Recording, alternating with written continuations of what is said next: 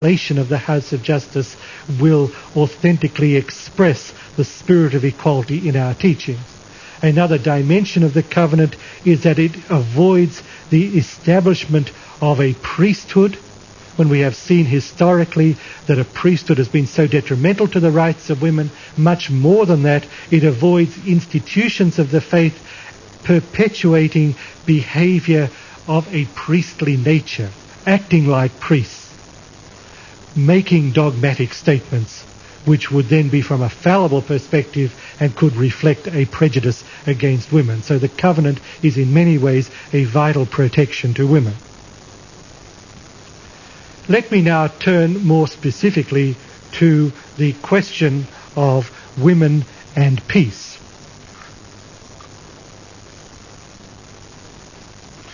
The history of the 19th and 20th centuries indicates that there has been a significant alliance between the efforts of women to gain emancipation, to gain the right to vote and to participate in society, and their concern for peace.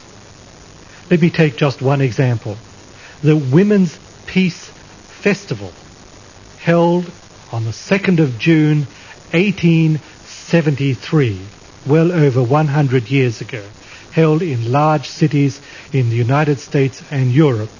It arose from an organization of women who were appalled at the degree of suffering that occurred in the Franco-Prussian War, formed a women's organization to promote the Women's Peace Festival to bring about peace. And this festival of 1873 called for the following measures. 1, the abolition of war through general disarmament. The formation of a Congress of Nations with compulsory jurisdiction over the nations of the world. The abolition of the sale of liquor as a disturber of peace. The prohibition of the sale and carrying of deadly weapons. The removal of inequality based on sex, colour or race. And the identification of the role of women to protest against war and to offer arbitration for the settlement of disputes. Over 100 years ago, a women's organization in North America and Europe was calling for international government to bring about general disarmament of the nations of the world and compulsory arbitration to settle international disputes.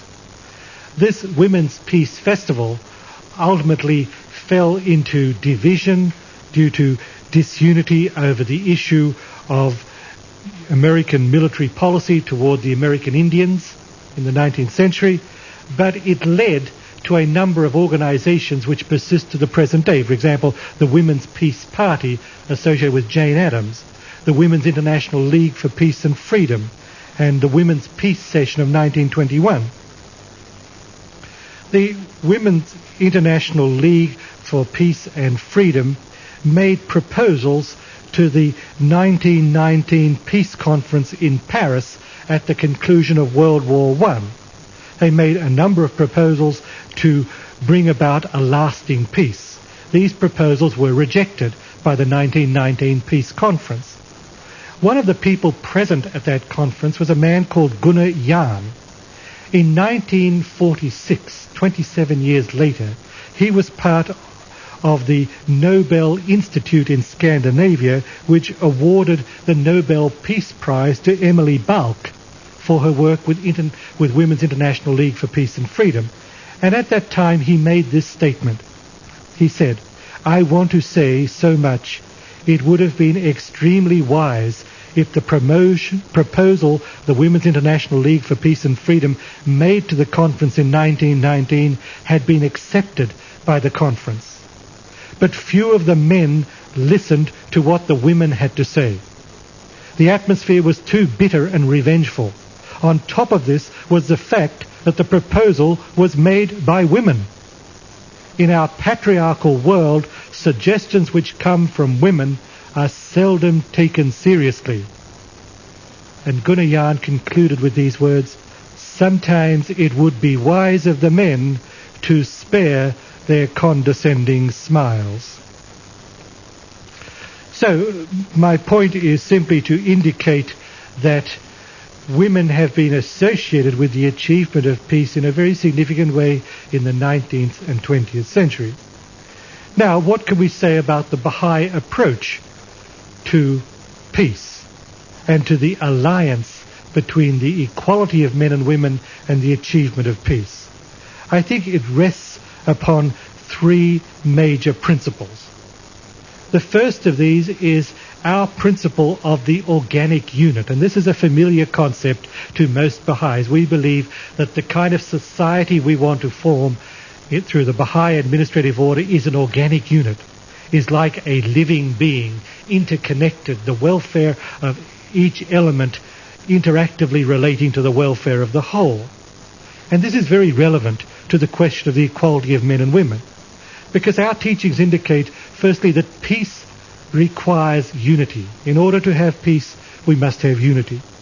This unity implies oneness of mankind. If we don't have oneness of mankind, we don't have a basic unity and we don't have peace.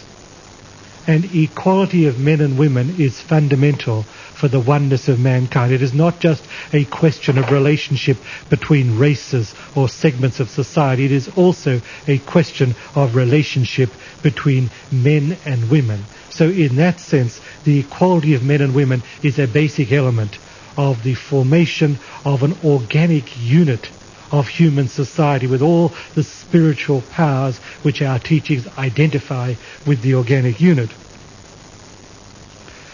The House of Justice, in its statement on peace, indicates that inequality produces harmful attitudes in men which transfer to the larger society. And this is a concept stated also by Abdu'l-Baha in several places. For example, Abdu'l-Baha says, as long as women are prevented from attaining their highest possibilities, so long will men be unable to achieve the greatness which might be theirs. And referring to men and women, he says, if one is defective, the other will necessarily be incomplete, and perfections cannot be attained. If either proves defective, the defect will naturally extend to the other. So, what I get from these passages is if women are denied equality, men also are prevented from achieving their fullest development, or as Abdu'l-Baha says, men are prevented from achieving the greatness which might be theirs. So in a very real sense, men are held hostage to women. That if the male segment of our population denies equality to women, then those males are themselves prevented from fulfilling their potential, from realizing what Abdu'l-Baha describes as the greatness which might be theirs. Abdu'l-Baha in many places refers to the important role to be played by mothers in the achievement of peace. And he refers to the fact that mothers will not willingly send their sons to war to be shot down and mercilessly killed for some cause over the territoriality or the like after those sons have been reared for 20 or so years. And I think there are deeper significances which go beyond simply the sending of sons to war. That motherhood involves unselfish action in nurturing and caring for others. It involves the sacrifice of oneself to the individual embryo growing within, and the feeding of this new creation with one's own milk, with the product of one's own body, so that the very process of motherhood gives rise to the sense of unselfishness, the sense of nurturance and caring for others, rather than the sense of dominance and control. And what the world needs for the achievement of peace is this greater sense of nurturance and a lesser sense of dominance. And this may also be another element to the important role that women will play in the achievement and preservation of peace. Let me conclude now by briefly mentioning some of the elements that I find within the Baha'i writings to guide us in implementing the Baha'i principle of the equality of men and women. What guidelines should we use? What things should we be careful of? What should we avoid? What should we do in order to bring about the equality of men and women? And I think there are 5 basic principles. The first is that we are enjoined in our writings to avoid the use of force or demonstrations. Abdu'l-Baha says, demonstrations of force, such as are now taking place in England, are neither becoming nor effective in the cause of womanhood and equality. Our approach is not through the use of force.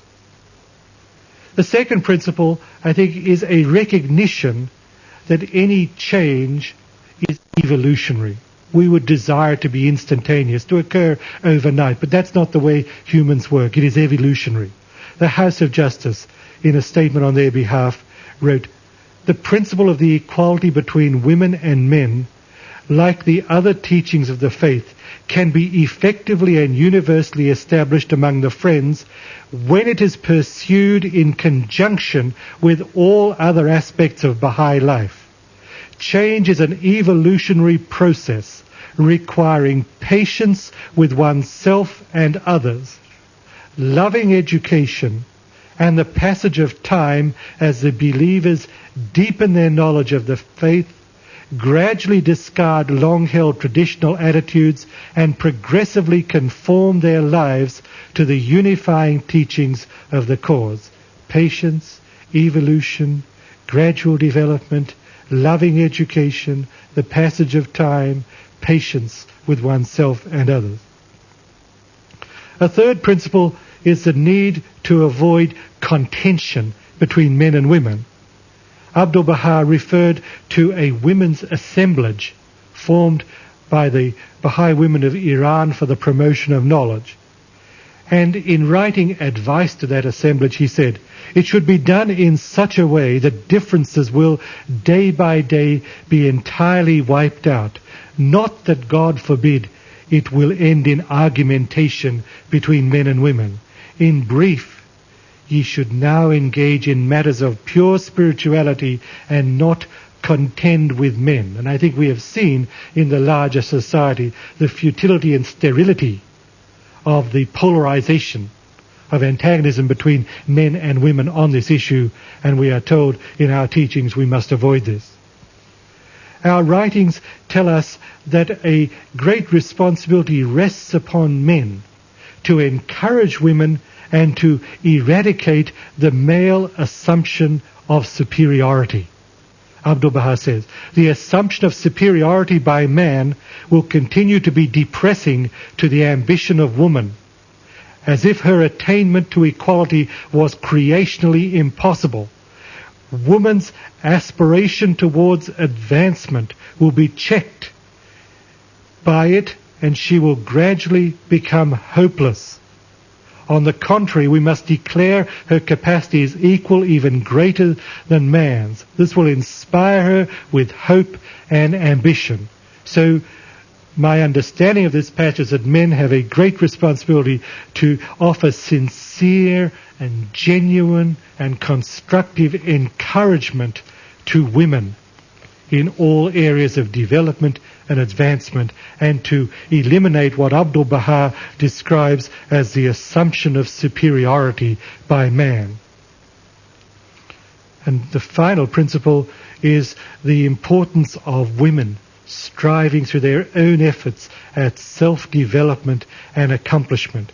Abdu'l-Baha says, "Woman must endeavor to attain greater perfection, to be man's equal in every respect, to make progress in all in which she has been backward, so that man will be compelled to acknowledge her equality of capacity and attainment.